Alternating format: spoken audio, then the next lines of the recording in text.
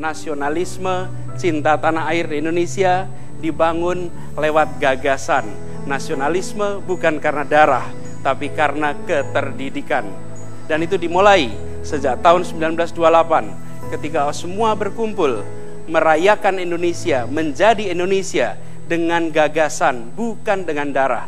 Karenanya, menjadi Indonesia tak halus kehilangan kejawaannya. Menjadi Indonesia tak kehilangan kebugisannya. Menjadi Indonesia tak kehilangan keminangannya. Menjadi Indonesia adalah menjadi sebuah masyarakat baru berdasarkan gagasan, imajinasi yang luar biasa. Keterdidikan adalah kunci.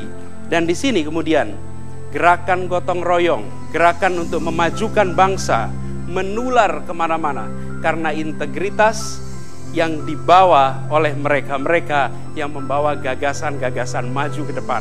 Sekarang kita mulai fase baru, babak baru dalam perjalanan bangsa.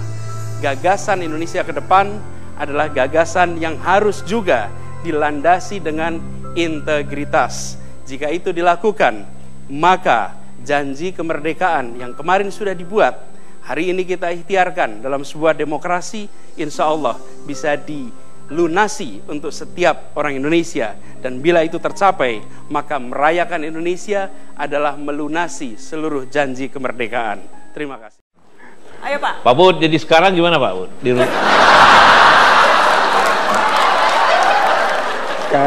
ngajar atau di rumah pohon cucu atau gimana? Beberapa waktu ini Pak Yusuf, saya sangat sibuk beresin rumah. Oh, rumah. 5 tahun saya tinggalkan, banyak yang rusak, saya tata kembali, ternyata sampai sekarang belum tertata juga. Saya juga Pak, waktu pindah kembali rumah Bapak itu, butuh sebulan juga perbaiki. Tapi saya sedikit koreksi tadi ya Pak ya. Ayo. Saya pinjam dari Bapak, Ya. 2009, yang saya terima adalah Istana Merdeka Selatan. Ya. Saya kembalikan tidak hanya Merdeka Selatan, tapi saya tambah sebagian dari Merdeka Utara. Oh begitu. Tapi itu artinya menyusahkan saya sebenarnya. 2 kantor itu susah itu. Tapi karena Pak Jokowi kalau ngajak ketemu lebih cepat, ya kita tinggal dekat Pak Jokowi aja sebenarnya kan. Ini Pak, kita akan diundang untuk merayakan Indonesia oleh Mata Najwa. Saya ingin tahu, barangkali Bapak bisa menyampaikan apa sih yang perlu kita rayakan, yang patut kita rayakan, dan apa caranya untuk merayakan atau membesarkan Indonesia. Kita rayakan kalau rakyat kita bahagia, ketawa-ketawa seperti ini, kita bahagialah, gitu Pak ya. Artinya kalau senang berarti kesusahan turun, kalau teman-teman bekerja, masyarakat bekerja, kita senang lah gitu kan. Bahwa kita terpaksa kasih susah sedikit, kasih naik BBM, tapi kita kasih kan. Bapak juga pernah naikkan BBM kan?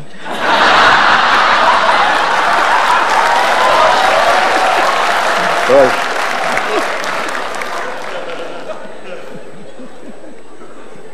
Kalau saya sudah harus masuk untuk membantu. Belum Pak? Ayo Pak Budiono, lawan Pak. Enggak merayakan Indonesia, silakan Pak. Ya kalau Bapak gimana?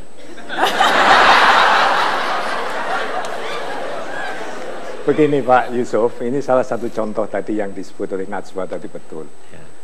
Di bidang demokrasi nampaknya kita sudah berjalan meskipun tidak secepat yang kita inginkan pada jalur yang betul. Ya.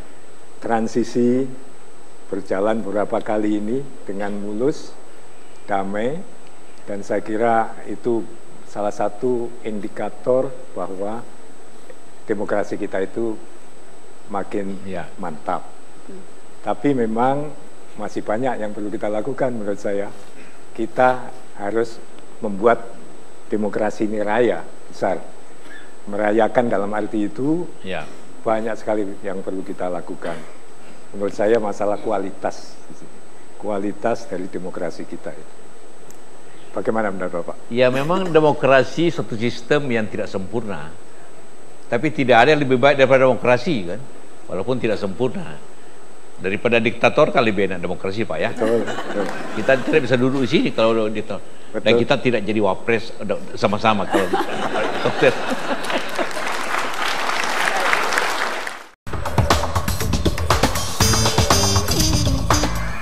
Silakan Ibu. Saya Ahok Ibu. Tuan rumah ibu kota Jakarta Bu. Jadi gubernur.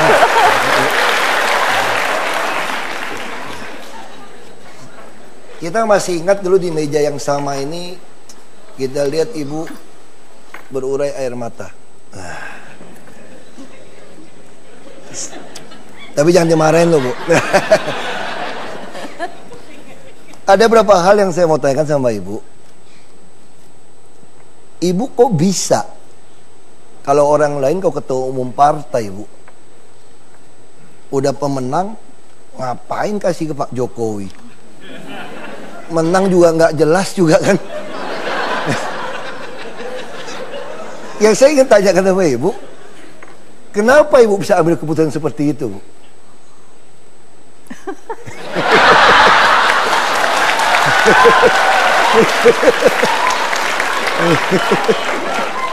Saya malah jadi bingung.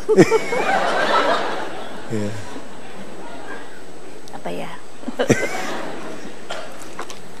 Saya karena tertarik pada waktu itu, kalau kita ingat sebelum mulai pemilu, yang namanya media itu kan mencari calon, dan semua saya lihat pengamat dan sebagainya begitu, wah ngomongnya hebat sekali kan, bilangnya kan Indonesia sekarang butuh pemimpin muda, harus ada regenerasi. Terus saya kan mulai mikir ya, padahal saya tahu saya pasti ini menang kali ini. Nah, stop dulu nih Bu. Ini stop dulu nih. Yang bilang tahu pasti menang. Ibu juga membuat sebuah keputusan yang agak sebetulnya di dunia politik agak aneh juga. Kenapa mencalonkan Pak Jokowi dan saya di DKI yang surveinya kagak menang sebetulnya? Itu juga membingungkan. Ibu mesti jawab dulu malam ini nih. Itu bingung. Mungkin itu ya.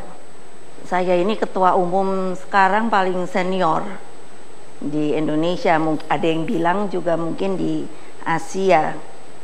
Nah, sehingga kan pahit getir pengalaman berpolitik itu mungkin sangat, ya katakanlah mungkin sangat dalam. Dan saya ini kan anaknya Bung Karno, dan ayah saya pun karena berpolitik juga mengalami sebuah perjalanan panjang yang tidak mudah. Nah, sehingga kan apa ya, mungkin saya harus mengatakan akibat itu saya menjadi seorang manusia yang boleh dikatakan agak beda lah dengan memang manusia. Ibu beda kok Bu. Betul kan? Nanti saya mau tanya bedanya kemana, pasti semua akan tahu. Ini Bu, pertanyaannya gini Bu, yang orang juga heran, Ibu tadi katakan yakin kau pilih Pak Jokowi pasti jadi presiden. Tapi Ibu juga tahu konsekuensinya. Pak Jokowi jadi presiden, Ahok gubernur Bu. Ini yang masalah sekarang. Karena banyak orang berpikir belum saatnya orang turunan Tionghoa, non muslim lagi mimpin ibu kota. Tapi Ibu pasti sudah tahu, kalau Pak Jokowi Ibu yakin jadi presiden, pasti saya jadi gubernur. Nah, pandangan Ibu tentang nasionalisme ini perlu Ibu mungkin ceritakan Bu, supaya orang bisa mengerti. Minimal belain saya lah Bu, baru dilantik Bu. Saya membela kan udah pakai ngomong. Saya membela dengan tindakan.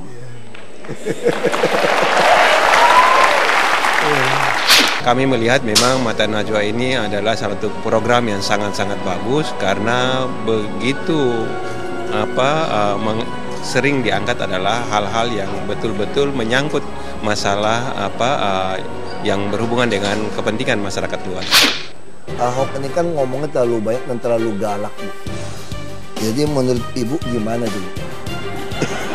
Oh, kalau saya setuju. Betul. Hore, hore, setuju.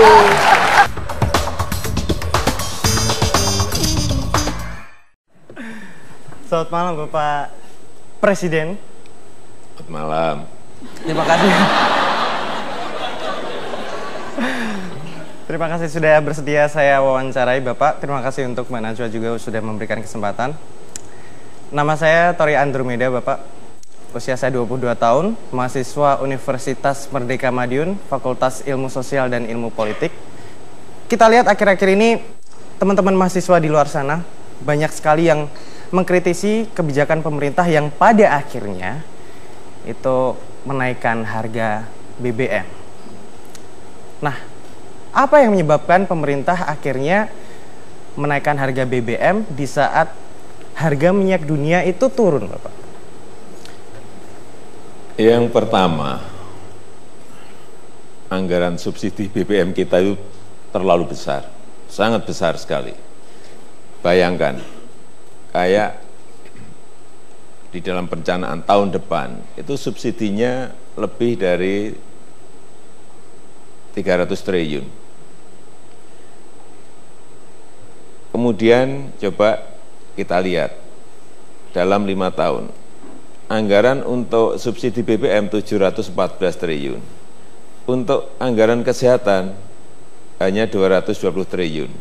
Untuk anggaran infrastruktur membuat jalan, pelabuhan, jembatan hanya 570. Benar enggak? Artinya subsidi itu harus berpihak kemana? Kalau menurut saya, subsidi itu harus berpihak kepada yang tidak mampu. Subsidi itu harus berpihak pada yang belum sejahtera. Padahal subsidi BBM itu 72%, data yang saya terima, 72% itu dinikmati oleh orang yang memakai mobil. Mobil mewah. Termasuk mobil mewah. Plus motor. Baru hanya kurang lebih 10% yang masuk ke yang kurang mampu. Betul tidak? Keberpihakan ini yang ingin kita geser, kita alihkan dari sektor-sektor yang konsumtif, ya kan? Setiap subsidi itu setiap hari kan kita bakar. Bensin itu kita bakar setiap hari dan hilang. 714 triliun hilang. Akan kita geser ke sektor-sektor produktif. Untuk siapa? Untuk yang tadi. Untuk yang belum sejahtera. Misalnya benih untuk petani, ini belum kejadian, nanti masih tahun depan. Irigasi untuk petani, pupuk untuk petani, mesin pendingin untuk nelayan, modal kerja untuk usaha kecil, usaha mikro yang ada di desa-desa. Ini yang mau kita tuju. Jangan sampai setiap tahun kita hanya membakar 300 triliun, diulang-ulang 300 triliun, dan kita tidak melakukan apa-apa. Ini yang ingin kita lakukan. Jadi jangan sampai kita ini setiap hari boros, setiap hari tidak hemat, padahal kita masih memerlukan anggaran itu untuk hal-hal yang lebih baik, hal-hal yang produktif, sehingga kita ingin subsidi itu tepat sasaran. Harus tepat sasaran. Apa tidak ada alternatif lain gitu, Bapak? Alternatif lain apa? Saya mau tanya. Mungkin dengan menaikkan pajak ya, atau apa? Tetap ya, tetap. Artinya tetap kayak tahun depan itu sektor penerimaan negara itu juga harus naik. Karena memang juga ada peluang untuk penerimaan negara itu lebih besar. Dan bukan menaikkan persentase pajaknya, tetapi orang yang membayar pajak harus lebih besar, sehingga nanti angka penerimaan negara menjadi lebih gede. Tetapi sekali lagi, ini adalah subsidi tadi, kembali ke subsidi BBM, ini adalah untuk hal-hal yang konsumsi, yang konsumtif.